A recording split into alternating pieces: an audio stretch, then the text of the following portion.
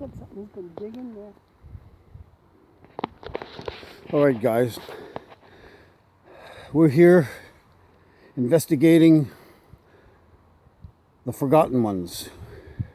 Gravestones and ground stones that have been neglected over the decades. And I'm just going to do a quick intro and move around with Judy's journey. What's that over there? And this one here is right on the verge. Look, it's right on the verge of collapsing. Like there's no ground hardly left. You can see the bottom and see where the ground is starting to give away. Yeah, this is McNish, died in 1893. Why? We're down here by the pipeline. I see something down there. It looks like an area rug. Somebody left to dry or something. And there is there's some stones and there's a lot of garbage left over from the time probably the pipeline was built.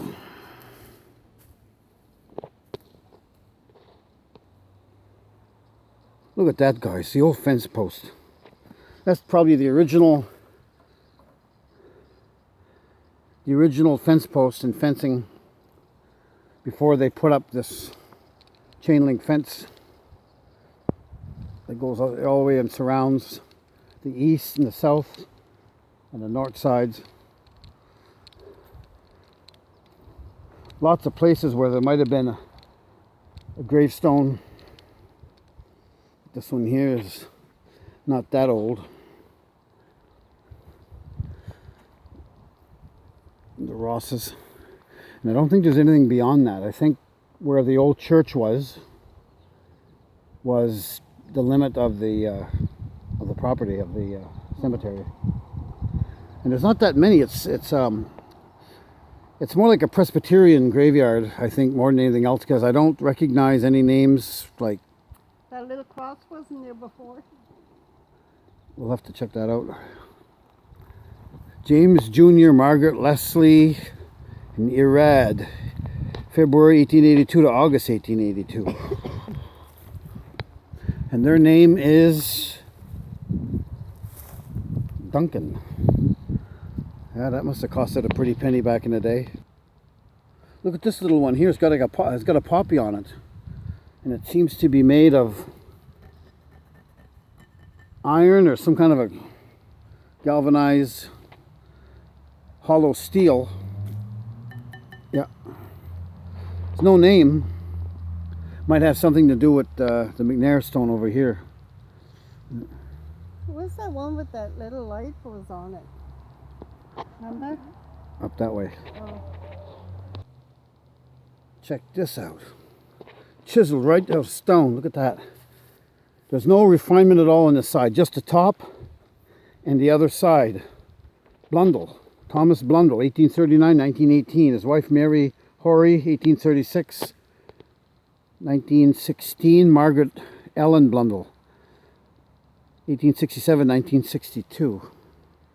See, that's a name that's totally unfamiliar to me in town. I never knew of any Blundells that lived in town, but you know, back in the late 1800s, early 1900s, 20th century, you know, there was many such names that are unheard of today. These people, you know, they had kids, the kids moved away, and they're left here forgotten. This is a nice one here with a sailing ship on it. Captain Bernard Erikson, 1866-1942. His wife Evelyn Edith Power. Now, I knew of Powers in town, but I never seen any for a long while. I think since I was a kid. And they had two sons. Bernard died in 1913, and Eric, 1915 to 19... There's no date. So that person would have to be like 5 years old? So Bernard must have been buried somewhere else.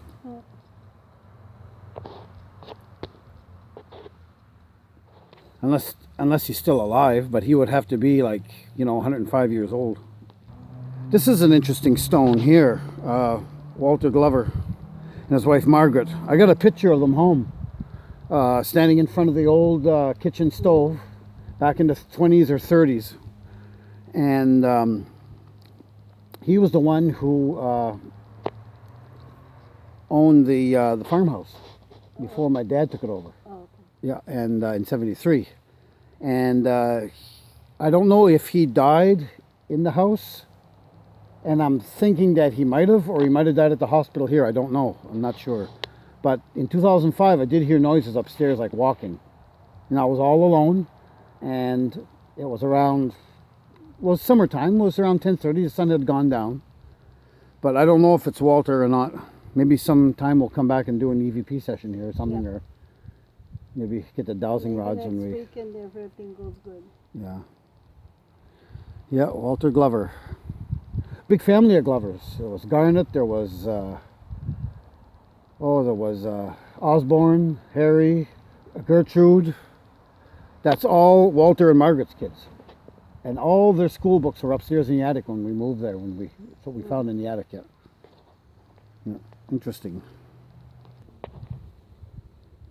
Remember earlier I was looking at the Glover stone, Walter and Margaret, and I mentioned one of the children's names was Gertrude. Well, here she is with her husband, George.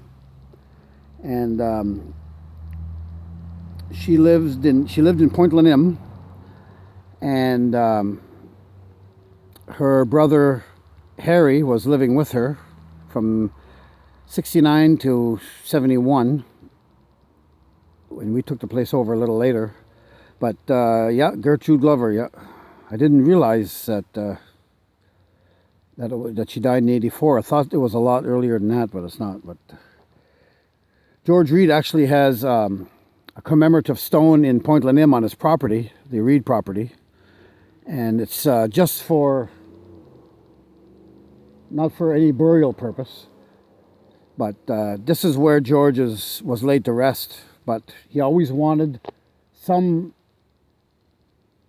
presence of himself, on his property. So out of the family's, decision, they put a stone on his property, which turned out to be, it went down through the kids, and they did that. And yeah, this is where he lies. This is another interesting stone here, George Christie. He was he published at the Halsey News for many years. And died in '74, and his wife Sarah lived in my building up until I think 2009, and then she went in the home. Yeah, George Christie. Yeah, I got some pictures on the computer of George, and there was J.C. Van Horn. There was the mayor of Dalhousie at the time. I think it was, I don't know who it was in the 60s. An Arsenault. It was after McKay anyway. And before the other ones that come along. The ones that we know about. Yeah, George Christie. He used to hang around the lawyers. He was a good buddy with some of the lawyers. Yeah, he used to hang around with Luigi Bernor, and I got pictures of them together at the Lions Club, the old Lions Club, the old curling club, where the IP is now. Yeah. Yeah. In fact, he was my dad's lawyer, Luigi Bernor. Yeah. Interesting. Some of these stones have really stood the test of time, like this one over here. You can tell that they're of the same period, around 156 years ago. This one here is a William Wilson, son of Samuel, 1864. So that's 156 years this has been standing here. And look how thin it is. Just a shadow of its former self. Imagine how thick that was when it was first put in the ground. Well, we're going to close this, and we will be back hopefully at the cemetery up by the hill, up by the old co-op, if you know where that is.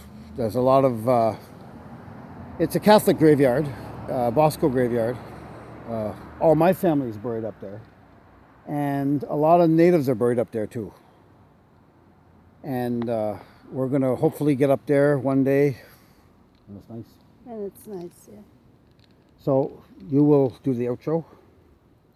You don't want to do the outro? Okay. No, you're tired? Okay. I'm tired. So anyway, like, subscribe, thumbs up, comments below if you like it.